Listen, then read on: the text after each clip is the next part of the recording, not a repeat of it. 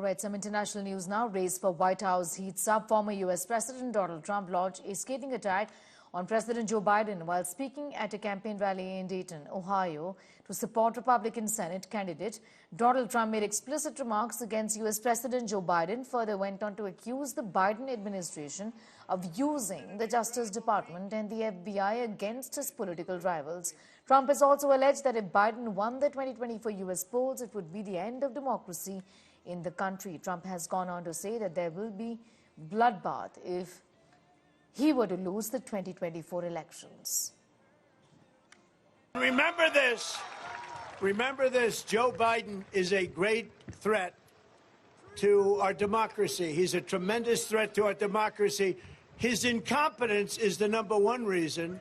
Also, he uses the Justice Department, the FBI, to go after his political opponent. Happens to be me. How are we doing? And he's driven my numbers through the roof. Do it 1 or 2 more times. How about a couple of more indictments, Joe, you dumb son of a... dumb son of a... If I get elected, now if I don't get elected, it's going to be a bloodbath for the whole... That's going to be the least of it. It's going to be a bloodbath for the country. That'll be the least of it. But they're not going to sell those cars. They're building massive factories. A friend of mine, all he does is build car manufacturing plants. He's the biggest in the world. I mean, honestly, I joke about it. He can't walk across the street. In that way, he's like Biden. But for building a plant, he can do the greatest plants in the world, right? If this election isn't won, I'm not sure that you'll ever have another election in this country. Does that make sense?